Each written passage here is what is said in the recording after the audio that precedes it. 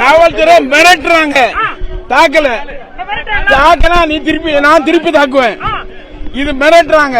மிரட்டி என்ன பணி வைக்கலாம்னு நினைக்காங்க. அது ஒரு காலம் நடக்காது. திராவிட முன்னேற்ற கழகத்தில் எந்த விதமாவது மிரட்டி பயங்காட்டலாம்ங்கிற எண்ணத்தில் இருக்காங்க. நாங்க இருக்கும்போது என்ன சொன்னாங்கன்னா, நீங்க எம்எல்ஏ பதவியை ராஜினாமா பண்ணிட்டு வேணா டிவிக்கேல சேனல் தரலாம், அதுக்கு வேணா நாங்க சப்போர்ட் பண்றோங்கிற மாதிரி சொன்னாங்க.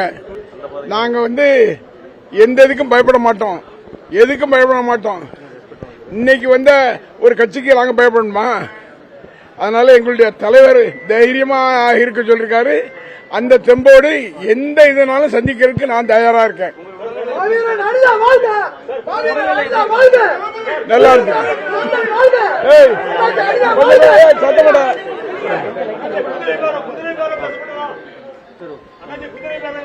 அந்த பேரம் தான் பேசி போயிட்டாங்க. குதிரை இல்ல, ஒட்டகம் பேரம் பண்ணாங்க. அந்த ஒட்டகம் நடக்காது. ஏன்னா நான் முதல் போட்டு இந்த முதலமைச்சரா நான் இல்ல. நான் இருக்கிறது என்னுடைய கட்சியினுடைய தலைவர் மரியாதைக்குரிய தளபதி மரியாதைக்குரிய ஸ்டாலின் அவர்களுடைய எண்ணங்களை நிறைவேற்றுகின்ற தொண்டனாக நான் பணியாற்றுவேன் தவிர எதற்கும் அச்சப்பட மாட்டேன்.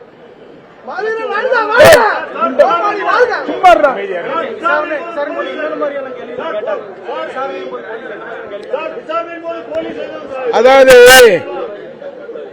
41 ஏதோ ஒரு செக்ஷன் 41A நோட்டீஸ் எனக்கு ஏற்கனவே 31ஆம் தேதி கொடுத்தாங்க.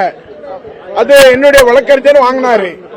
வாங்கிட்டு என்ன சொன்னாருன்னா, சட்டமன்ற உறுப்பினர் சென்னையில் அதுவும் வேலை இருக்கிறதுனால 10ஆம் தேதி நேரே போலீஸ் ஸ்டேஷன்ல ஆஜராகிறேன்னு ஆஜராகி உங்களுக்கு விளக்கம் அளிப்பாருன்னு சொன்னாரு.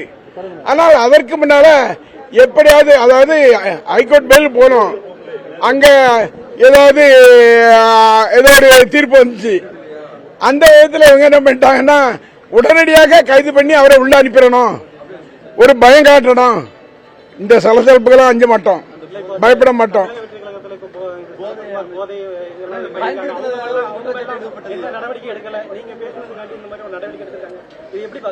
ஏங்க, சிறுகுண்டத்தினுடைய சட்டமன்ற உறுப்பினர் அங்க என்ன நடக்கு? லாட்டரி சீட்டு வியாபாரம், கஞ்சா வியாபாரம் நடக்கு. அது இல்லாம அந்த கற்பழிப்பு கேஸ்ல அந்த சட்டமன்ற உறுப்பினரே இருக்காரு. அந்த சட்டமன்ற உறுப்பினர் ஏதாவது தொட்டி பார்க்க வேண்டாமா? என்ன ஆட்சி நடக்கு? சும்மா ஏதாவது ஒரு ஆட்சி நடத்தணுங்கிறதுக்காக ஆட்சி நடத்துறாங்க. இந்த ஆட்சி ரொம்ப நாள் நீடிக்காது. அதிகபட்சம் ஆனா 6 மாசம் இந்த ஆட்சி. நான் சேலஞ்சா சொல்றேன்.